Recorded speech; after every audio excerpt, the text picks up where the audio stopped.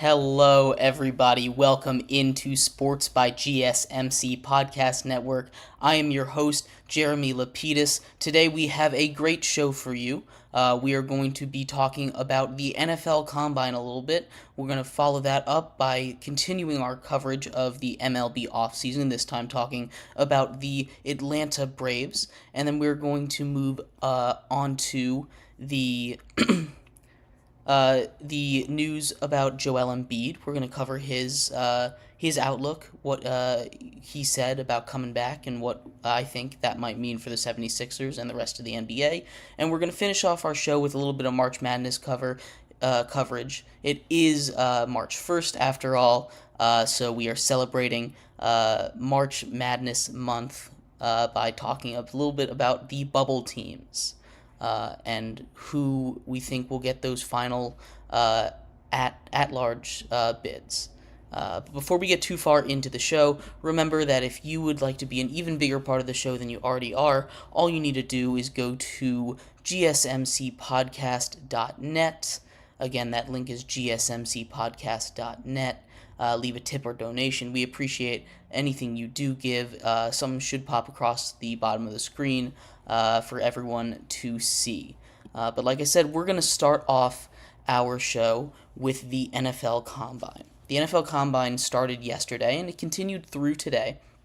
Yesterday's NFL Combine was the position groups of the edge rushers, the defensive tackles, and linebackers. And this is not a very big linebacker class. So we are going to focus a lot more on the edge rushers and the defensive tackles in this class. We'll start with the edge rushers here.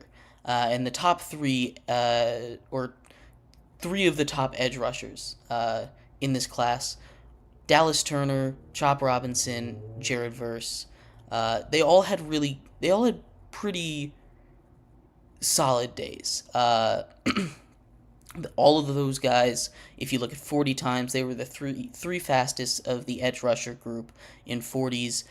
Those were the only three of the edge rushers to run a sub 4.6 in the 40, with Dallas Turner, who had an incredible day with his measurements in the combine. He ran the fastest at a 4.46, followed close behind by Chop Robinson at a Penn State, who ran a 4.48. Talking a little bit more about Dallas Turner, he had the longest wingspan to height ratio. He had a wingspan of 83 inches. And for a guy who's 6'2", that's insane. That is the same wingspan as 6'11" NBA center Brook Lopez. It's incredible how long his arms are. And that's going to be huge, getting into the frame of the offensive lineman, creating separation so you can make your moves, getting off blocks, and getting your hands in the way of passes, batting down balls. And speaking of batting down balls, he had a 40.5-inch vertical jump. I believe that was the highest out of the entire edge rusher group as well. But no, he had an incredible combine, and he solidified himself as the top of that class out of Alabama. He already was at the top of the edge rusher class to begin, but putting up those numbers at the combine only really solidified his spot above some of these other guys, like a Chop Robinson, who ran the second fastest 40, but when we're talking about measurements, that wingspan, he was the opposite of Dallas Turner. He is a little taller, 6'4", but he had a shorter wingspan. He had one of the shortest wingspans. He did measure great in quickness, speed drills, those cone drills, the ability to get off the ball, get separation. If you watch him play, what he's really, really good at, and why he is a top pick, is going around the outside, being quick around the edge, those speed rushes, getting low. So we kind of expected this by watching his tape. He's not very good when he gets locked up, when he's in the frame of the offensive lineman that he's going against. But his quickness is something to watch out for near the end of the first round for Chop Robinson. And then the last of the edge rushers that I wanted to touch on today was Jared Verse out of Florida State. Again, he was the third of the group that ran a sub 4.6. He didn't participate. Nothing was too special with him. He kind of just did everything he was supposed to do. We would talk a lot about weight, wingspan, height. All of his measurements were up by just a little bit, so some good news there for him. He didn't really do anything insane like Dallas Turner was doing, but Jared Verse, his stock probably went up just a little bit. So those were the major takeaways from the edge rusher position. The defensive tackles, there were a couple that I was looking at. Byron Murphy, again, looking at the measurements, he was a little undersized. He did everything he was supposed to do. He did everything pretty solid. He didn't stand, and nothing really stood out with him. He was a little undersized, so some people, that was already a concern for him. But the way that he's built, it's not that much of a surprise. But if you're going to hear a little coverage about Byron Murphy, who's one of the top defensive tackles in the class, that might be something that they talk about with him being a little undersized. But that hasn't stopped defensive tackles from being incredible in the past. Aaron Donald was called undersized, and that's not to compare Byron Murphy to Aaron Donald, but you don't have to be a typical size to be one of the best. So I don't think that's too huge of a knock. But speaking of size, T'Vondre Sweat, defensive tackle, he weighed in at 366 pounds. 6'4", 366. That measurement of 366 puts him in the top 5 of heaviest players ever recorded at the Combine in history. In the history of the Combine. Top 5 heaviest player. That man is a beast. He didn't participate in any of the drills. I would have loved to seen T'Vondre Sweat run a 40, seeing how fast that he can actually get going there. Because it was a really fast track for a lot of people. A lot of people had really fast 40 times.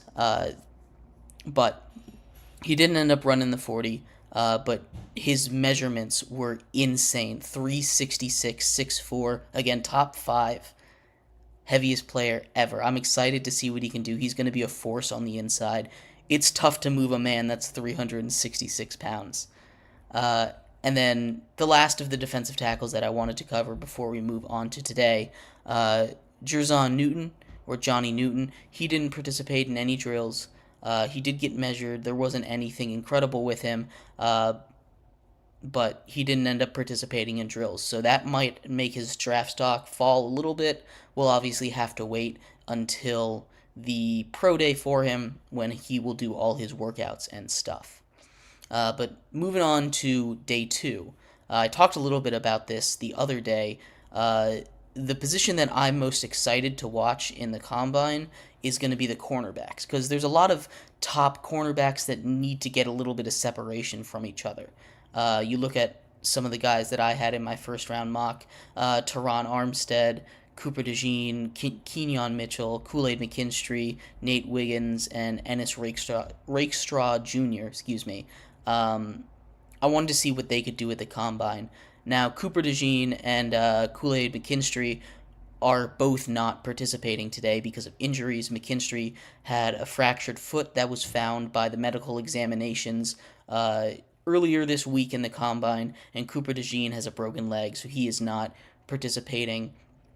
But we did see some stuff from those cornerbacks today. We're looking at a guy, some news, again, more injuries with it, which is unfortunate. Nate Wiggins, after he ran a 4.2940, so really, really good 40 time, he pulled up with a groin injury.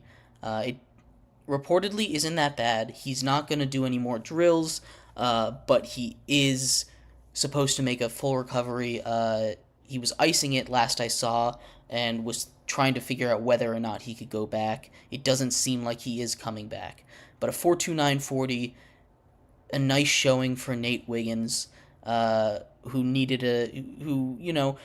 is a fringe round one guy. I have him going in the first round. There's a lot of corners that are kind of in his kind of zone, I guess, for the prospects. So he kind of needed to have a nice showing. He did well before he got hurt, so that's good for him. But keep an eye out on those DBs. We'll go over some more combine results on Monday when we do our show then. But the rest of the combine finishes up this weekend, and like I said, we will go over all the results, all the major risers, the fallers, and what that means for the rest of the NFL draft stock. But yeah, DBs and tight ends are today, so go check that out if you are trying to get the edge on some draft coverage. But in our next segment coming up, we're going to be moving into the MLB. We're going to be talking about the Atlanta Braves, continuing our offseason files series. This time, talking about the Braves, like I said, breaking down their offseason, what they're going to do in 2024. Before we do, I have a comment here from Crazy Dude. Most overrated part of the combine is probably the 40, honestly. Like, we put a lot of stock into it because we love to see people go fast. But I think it's the most overrated part of the combine. There's a lot of things with the combine that are overrated, and a lot of things you can say, well, does it really matter? But the 40 gets the most attention, and while speed does kill, it is a little overrated. There's a lot of people like John Ross got a first round pick because he ran fast, and that's it. So you can put stock into a lot of things in the combine, but a lot of it is overrated. But yeah. Stick around through this next break. We're moving into baseball. Thank you so much for watching. Ooh. I feel like I'm losing my mind. Is everybody in the world blind? Please, Lord, give me a sign, a sign. I feel like I'm losing my mind. Is everybody in the world blind? Please, Lord, give me a sign, a sign. I wanna be the greatest. Everybody on the fake shit. I look around and feel like everybody is the fakest. I make this every day and I'm impatient, hoping one day I blow up from the basement. Statement, the top is so vacant. I don't hear shit that I think is amazing. Waiting for my day when I'm playing. Sold out shows for 1,000 faces. Hey, give me that crown. Get in my way and to be put down. It ain't your place, all this my sound. If I want that shit, then I'll get it right now. I'm losing it, the news it fits. I'm losing shit, a stupid myth. You choose to live or choose to dip. You choose to fight or lose your grip and lose a gift. Oh, I feel like I'm losing my mind. Is everybody in the world blind? Please, Lord, give me a sign, a sign. I feel like I'm losing my mind. Is everybody in the world blind? Welcome back, everybody. Thank you so much for sticking through that break. Like I said in that last segment, we are moving on to baseball, covering the Atlanta Braves offseason, talking about their 2023 a little bit, and what their 2024 outlook looks like. If you're just tuning in, we just finished a little segment talking about the NFL Combine and some risers and fallers from day one and what we're looking at for day two. But before we get too far into this segment, remember that if you would like to be an even bigger part of the show than you already are, all you need to do is go to gsmcpodcast.net, leave a tip or donation. It'll scroll across the bottom of the screen with your message for me, you, and everyone to see, not just on where you're watching, but on all the other platforms that we are streaming as well. Yeah, again, that link is gsmcpodcast.net. We appreciate anything you give, and we appreciate you guys watching. Um, but let's get right into some baseball, because I've gotten a lot of requests to talk about the Braves. When I'm doing my prep for this series, I always ask what team to pick, and I've been putting the Braves off for a while because every time I get told I need to talk about the Braves. So we're talking about the Braves today. Uh, the Braves, obviously, one of the more complete rosters in baseball from last season. They won the most games in the in the MLB. They had the best season. They didn't end up winning. They lost to the Philadelphia Phillies once again for the second year in a row. This time in the NLDS. They had I think, a really solid offseason. It wasn't a huge offseason. They made one or two big swings. There were a couple smaller trades that they made, but I think they made a lot of improvements and patched a lot of holes in guys that they lost. Now, there weren't a lot of holes to fix with the Braves, um, but when you're a team as good as the Braves are, who have their core locked up, their young core locked up as long as they do already, it's not easy to always upgrade every year. For the Braves, who are trying to win a World Series, obviously, and get past the Phillies in the playoffs, they had to make some improvements. So the big swing that they made this offseason was trading for Chris Sale, veteran lefty starting pitcher who, for a time, I believe from like 2012 to 2018, was one of the best pitchers in the entire MLB. Former White Sox, former Red Sox. They got him from the Red Sox. He had kind of a bounce back season last year. He had 20 starts. That was the most he's started in multiple seasons. He's been injury prone for quite a while. And if he can come back, especially getting Chris Sale in that rotation as a fourth starter in your projection, not only does that really improve your rotation, it might make the best rotation in all of baseball. Again, this is assuming health, but adding Chris Sale to a pitching staff that already has Spencer Strider, Max Fried, Charlie Morton, and even Bryce Elder can hold his own in that five slot. That might be the best pitching staff starting rotation in all of the major leagues. So, you talk about a guy in Chris Sale who, over his career, has the best strikeout stuff ever. He's the career leader in Ks per nine, 11.1. His new teammate Spencer Strider actually has a higher career one. He's at 13.6 Ks strikeouts per nine inning, but he doesn't qualify. He hasn't pitched enough innings in his career to make it onto the leaderboard yet. But you talk about a rotation, a 1-2 punch, Spencer Strider and Chris Sale going head to head for strikeouts when they're both on. It's going to be really tough to hit against this Atlanta pitching staff. The other major addition that they got, they made a move to get Jared Kelenic from the Mariners, who were dumping his salary. Jared Kelenic had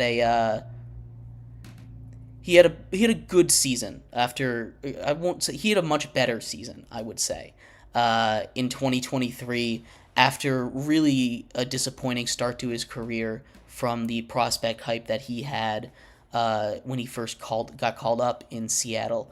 He's going to come in and help patch that hole that losing Eddie Rosario had, who I think might be a bigger loss than a lot of Braves fans think.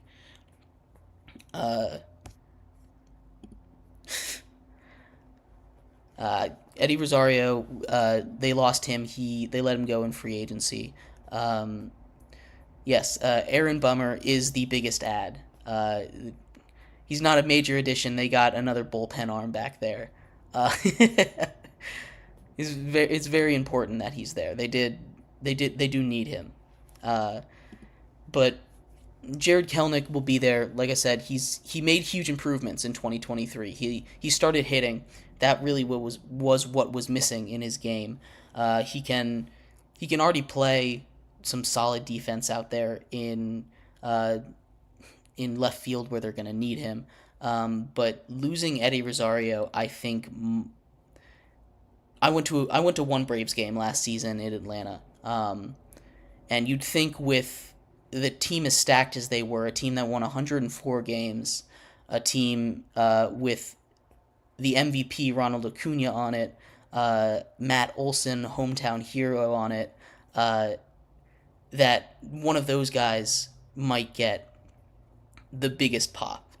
But every time Eddie Rosario stepped up to the plate, he got the biggest pop in the entire stadium, no matter what he did. Now, he did have a very good game, but Eddie Rosario was the person that got the biggest cheers when he came up to the plate in Atlanta, which I was surprised by, and maybe it was just that game. But losing a guy like that on your team, as good as they are, and I think they'll be just fine. I don't want you guys to hear what I'm saying and misconstrue this as, oh no, the Braves are going to be bad because they lost Eddie Rosario. No. The Braves will be just fine without him. But I think losing him is going to be a bigger gut punch than a lot of people think. Now, I think this team got better. I think this team definitely got better. They didn't really lose too many major pieces outside of Eddie Rosario. They did, we talked about Kirby Yates going to the Royals yesterday. He was a back-end reliever. But they did bring in Reynaldo Lopez and and a couple other pieces to help replace that. And they already have some great back-end bullpens. Kirby Yates wasn't closing for them last season, or even the eighth-inning guy. So I think they'll be just fine. The Atlanta Braves, like we said, coming off the best season in the MLB, winning the most games. I'm not sure if they'll be the best team in the MLB again, but I do think that they'll win 100 games again. They'll be competing with the Dodgers for the 1 seed. The Dodgers, who added Shohei Ohtani and a whole bunch of others, really improved their team. So I think that they'll win that. I think they'll win the NL East pretty easily. The real question for the Braves isn't whether or not they'll make the playoffs.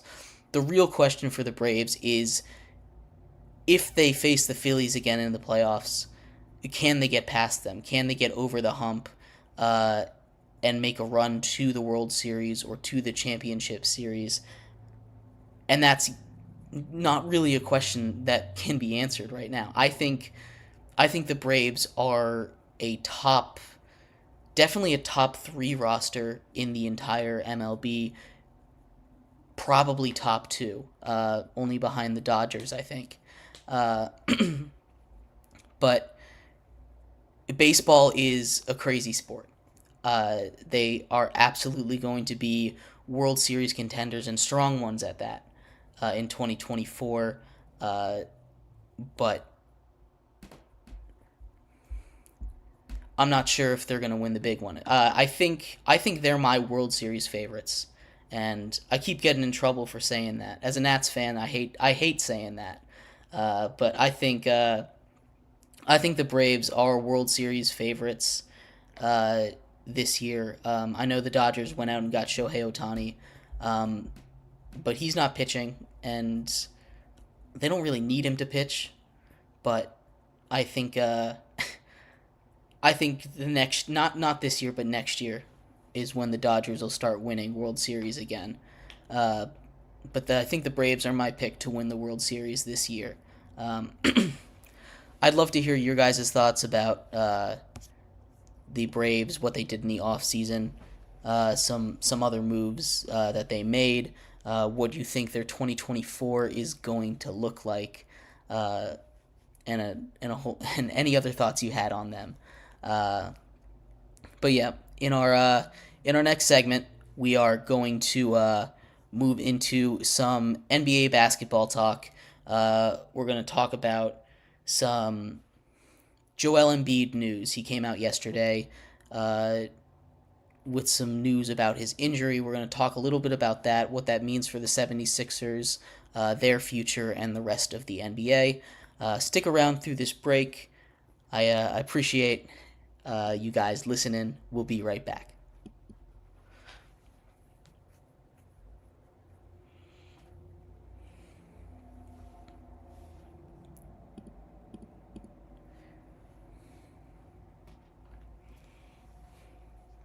For the best and latest podcasts available anywhere, go to the podcast app on your cell phone and type in GSMC to access free content-rich podcasts on health and wellness, book reviews, sports, entertainment, relationships, social media, movies, technology, finance, and even weird news. Subscribe and download the GSMC Podcast Network's family of shows, available everywhere podcasts are found.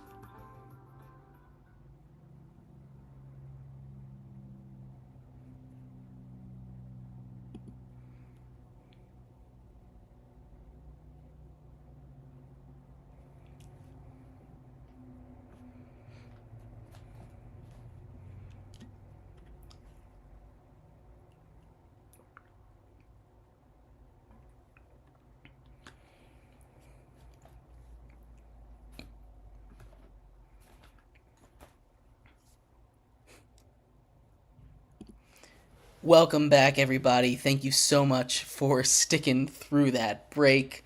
Like I said, if you were just tuning in our first two segments, we covered the NFL Combine, and we just continued our series talking about the MLB offseason. This time, talking about the Atlanta Braves. So if you missed that, go check that out. In this segment, we are going to be talking about Joel Embiid, his comments on his injuries, and what that means for the rest of the league and the 76ers specifically. But before we get into that, remember, if you would like to be an even bigger part of the show than you already are, all you need to do is go to gsmcpodcast.net, leave a tip or donation. With a message. It'll scroll across the bottom of the screen for not just wherever you're watching it to see, but everyone on every single platform will have a little discussion about that. And yeah, again, that link is gsmcpodcast.net. We appreciate you guys tuning in and anything you give. But like I said, we are moving on to Joel Embiid and the 76ers. It came out, I believe, yesterday that Joel Embiid said he wants to return before the end of the regular season.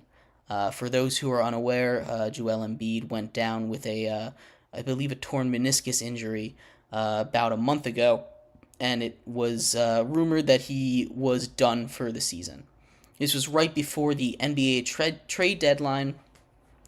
And then the 76ers went out and they traded for a whole bunch of people. They were buyers at the deadline. They went out and they got Buddy Hield from the 76ers. They went out and they got some shooters to theoretically help Joel Embiid. And at the time, it was a move that, at least to me, signaled they expected him to be back, even though the reports were he might not until the playoffs. Now, the Sixers aren't really in danger of missing the playoffs quite yet. They are 13 games back of the Celtics, who are leading the East. They are in that 5 seed. They're tied with the Orlando Magic, and they're just above that play-in line. So it's not exactly a position that the 76ers would like to be in. They're not getting those prime matchups. They're not getting those home games. They're kind of a middling team in the East right now. They're not up there with the contenders. But what I find really interesting about the NBA, and this situation kind of shows it a lot, really well, I would say, is how much power that players have. The NBA, not that I think this is the reason that Joel Embiid said that he wants to come back, but the NBA put in a rule saying you can't win any awards or be voted to any All NBA teams unless you play 65 games. And I think at this point Joel Embiid has missed that cutoff, so that doesn't matter. But the fact that I'm sure the Sixers, if they were able to make this decision, would want to shut Joel Embiid down until the playoffs started. Joel Embiid said he wants to come back before the regular season ends. And that's probably what's going to happen. With it's really interesting in the NBA and almost any other sport. Players can say they want to come back, but they're not making that final decision. Even a player as important as Aaron Rodgers in the NFL, he said, "I guarantee I'm coming back." He didn't get to make that decision. Sure, the Jets cleared him, but he wasn't coming back. The Jets cleared him for so that he could practice with the team again. He wasn't coming back in the season. Players don't have that kind of power in any other sport other than the NBA. So seeing a team, an organization, kind of bend over backwards for their star player, a guy in Joel Embiid, who at the beginning of the year had mentioned that if the Sixers didn't start winning, or the Sixers didn't start showing a passion to win basketball games or make the team better. This was during the whole James Harden situation at the beginning of the year. For those who remember that he wouldn't re-sign. I believe his contract is up in 2 years. He wouldn't come back. And if the Sixers lose Joel Embiid, they're not a playoff team. So they're doing just about anything that he wants them to do. So at this point, if Joel Embiid says I'm playing, he's playing. If he says I'm not playing, he's not playing. And it's a really interesting situation to watch, because it's not just the Joel Embiid and the Sixers that are in this kind of song and dance of the player just doing whatever he wants and the team being okay with it. It really is one of those. It's one of those things you see with most star players in the NBA. We talk about how big of a problem rest is in the NBA. We talk about how big of an issue it has become, and how regular season games are kind of becoming unwatchable a little bit. And it's because, if the teams had their way, their star players would play in every game. But they understand load management. These players need to be healthy for the playoffs. It's not just about these guys playing every single night in the regular season, because these games just frankly don't matter as much. So the organizations, I'm sure, agree with a lot of it. But when it comes to coming back from injury, I'm sure there's a lot of times when they agree or disagree with these players, either to come back sooner or come back later. And I think in Joel Embiid's situation, a situation where he has had this really extensive injury history, especially for a guy that size. I mean, they always have knee issues, and he's had a fair share of them. I can't remember the last time he was healthy in the postseason. And I think this is one of the weaker Sixer teams of recent memory. Now, they have had to play a lot of time without Joel Embiid. They have had to play a lot of time without their big star, which definitely contributes to them being a middling team. They're better than a lot of teams in the East. That's not that hard to do, though, when you're playing against teams like the Pistons and the Wizards in your conference. So it's a really interesting situation. Me personally, the Sixers aren't going to miss the playoffs. And if I was the head coach, GM, president of the 76ers, I wouldn't I would want Joel Embiid healthy for the playoffs, and that's the only thing that would matter to me. I don't care personally if I'm in charge of the 76ers how the rest of the regular season goes as long as we make the playoffs. And the Sixers aren't really in danger of missing the playoffs. They're not that far below. They're good enough, and they're not that far below the rest of the teams in the East. You know, you have the teams that are separated, like the Celtics, but it's not like the 76ers are really in any danger of missing the postseason this year. So that's what I do. That's what I would do. I would wait until the postseason. But obviously, there's that monkey wrench in there of the fact that excuse me. There's a monkey wrench in there of the fact that Joel Embiid has threatened to tank your entire organization by leaving, basically. It's a really interesting dichotomy, a really interesting split between players and owners and how much power players have in the NBA. It's one of the things that makes the NBA a really interesting league to follow, because if a player says something, it can change the outlook of the league, you know? Especially a star player like Joel Embiid. It can change the entire outlook of not just your season, but the entire conference if you are on a contending team.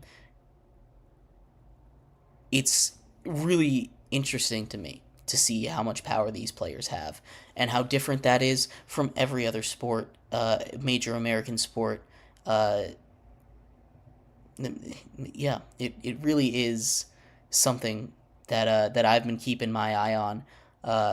But what would you do in this situation? Would you rush Joel Embiid back for the regular season? They are kind of teetering on that line between the play-in games right now.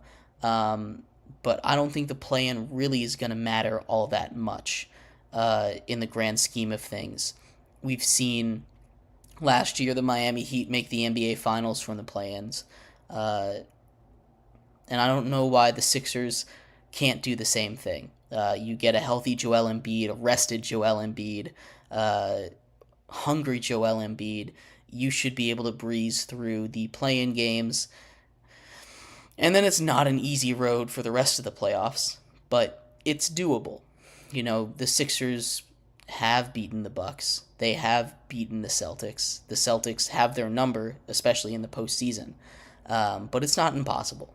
So I'd love to hear your thoughts on what you think the Sixers should do. Should they continue to rest Joel Embiid, or should they let him play in the regular season? But yeah, in our fourth and final segment coming up, we are going to move into some NCAA coverage, talking about March Madness. It is March 1st after all. We have to celebrate.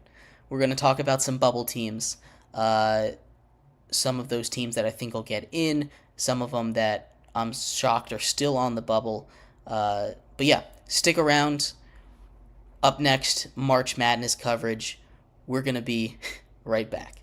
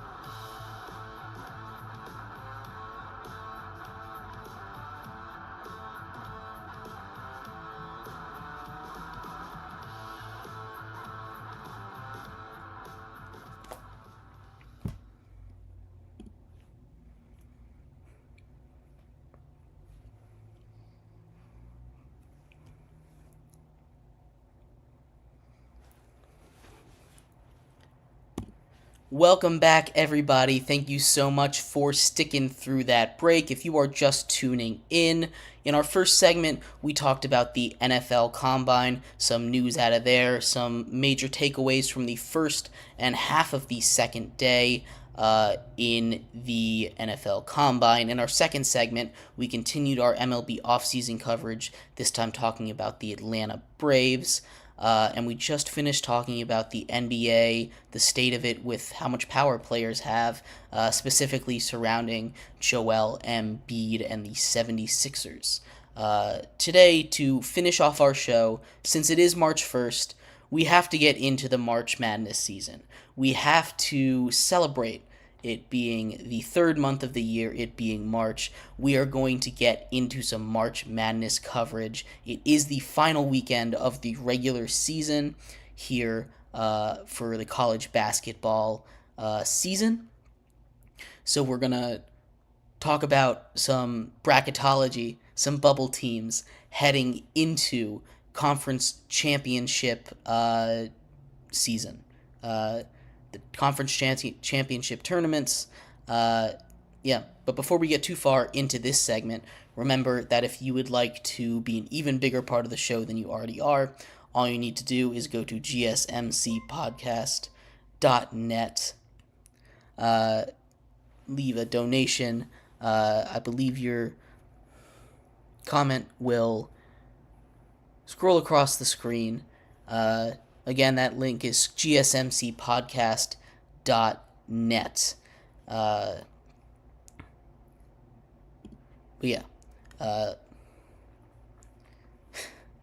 course, I don't know how it works. Thank you for the donation, Mike. I appreciate it. I don't see it though. All right, we'll figure that out. I'll talk to the boss about that.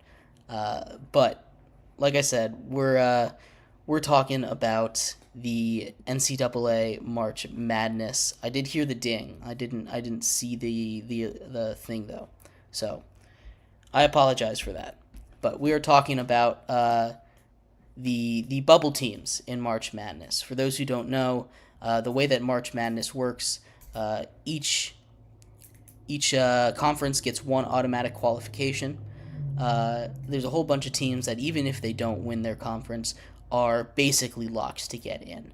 And looking at the experts, what they have been saying,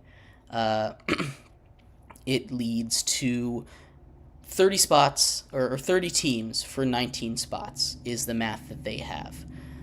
They have some ranked above others, and there's a lot of complicated math that goes into bracketology, a lot of comparisons for stuff that it's tough because there's 363 teams, I believe, in the NCAA, and they don't all play each other. That would be a ridiculously long season, and it's impossible for everyone to go head-to-head and even make that fair. So we're talking about trying to compare the resumes of teams. It's not an easy thing to do. They've come out with more stuff recently, KenPom and net rankings is something that we like to look at. But going through some of these bubble teams, we are going to start with the teams that they say should be in. And I have a question on one of them. Oklahoma, TCU, Texas, all have really strong resumes. They're all basically in. FAU has kind of slipped a little bit. Florida Atlantic University is expected to be in just fine. They started off the season really strong, lost a couple close games. But my big question for this tier, which I'll run through the entire thing real quick. There's 12 of them. Oklahoma, TCU, Texas from the Big 12, from the Big 10, Michigan State, Northwestern, Nebraska, Mississippi State from the SEC, FAU, Boise State, Colorado State, Nevada, and Gonzaga from the mid-majors. Michigan State is my big question there, because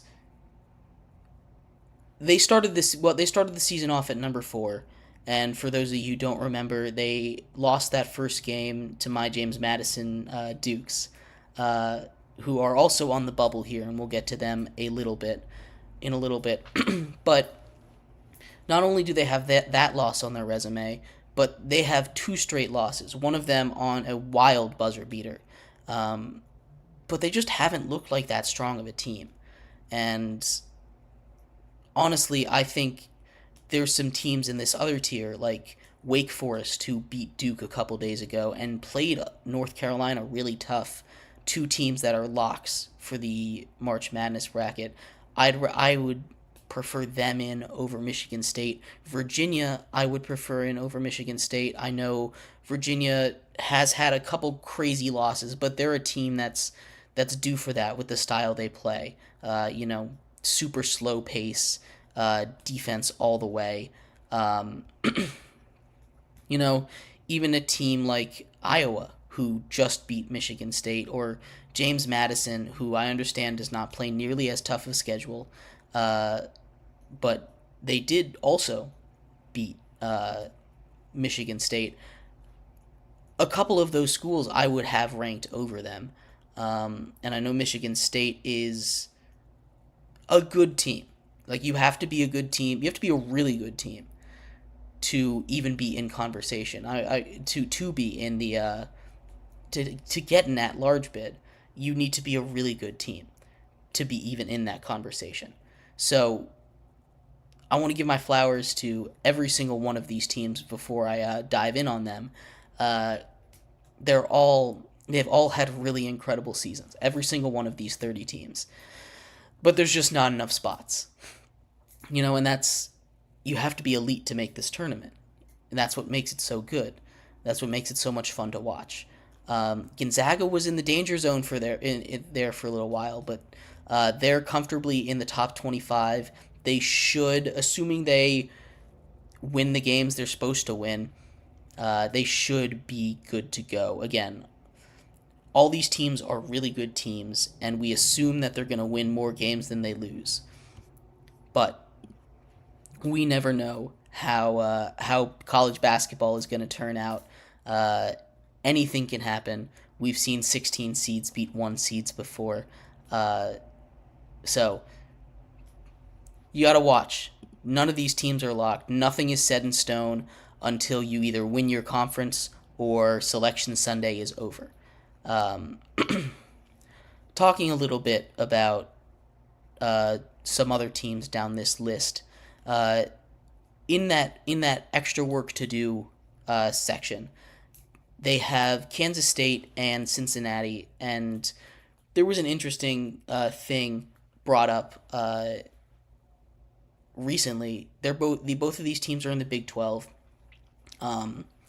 They were accused. The Big 12 was accused of artificially bumping their net ranking, which is a really good way to compare teams that never play each other. It goes off a strength of schedule. It goes off the how good of a win, how bad you beat them by, or how bad you lose. Net ranking is something that's a really good way to compare teams. Question is, would I rather see a number 1 seed win or a number 16 seed win? I'd rather see a number 16 seed win because I'm all about chaos. And those 1 seeds have been too good for too long. But it doesn't happen all that often. And you never know. That's what makes college basketball so magical. That's what makes it so much fun to watch. Because anything can happen any given night. But yeah. So we take a look at Cincinnati and Kansas State. Only one of those teams is going to continue to be on the bubble. They play each other, I believe, tomorrow. So whoever wins that game is going to keep their March Madness hopes alive. And there's a couple other teams that have had strong showings. Providence, again, Iowa we talked about a little bit. These teams have had some really solid seasons. Providence coming off a really good year last year, where they, I believe, were a top 4 seed. They lost a couple guys, but they've still been a really strong team. And then going down to James Madison a little bit. A team that has the most wins in the NCAA and is still on the bubble because they play in a weak conference. The Sun Belt is not a very strong conference. It hasn't sent an at-large bid to the NCAA tournament since 2013, when they sent Middle Tennessee State University, who is no longer in the conference. James Madison has had a lot of highs. We talked about it. They beat Michigan State in the opening day of the season. And they have 27 wins. Most wins in the country. They just can't beat Appalachian State, who is another team. They probably won't get an at-large bid, but they beat Auburn, who is going to be in the tournament this year. And they also are another really good team. I think both of those teams are deserving of talking about making a tournament run, or maybe even both of them being in the tournament. But it's going to be tough with such a weak conference. My bubble, it's really tough because we still have a couple games left in the season to play. We still have we still have our conference tournaments to play. So there's a lot of basketball left in the season before we get to Selection Sunday, but it's right around the corner, and I'm very excited about it. I'd love to know what you guys think about some of these bubble teams. If you think some of them should be higher than others. But yeah, thank you so much, everyone, for tuning in to today's episode of Sports by GSMC Podcast Network. I've been your host, Jeremy Lapidus. We appreciate everyone for tuning in, watching, and donating. You guys have a great rest of your day. Have a great weekend, and we will see you on Monday. Bye-bye. Let's go. I wake up to a little bit of drool on my pillow, feel like it's gonna be a bad day. Yeah, I'm tired of shit, and the coffee ain't hit yet, damn, ain't that great.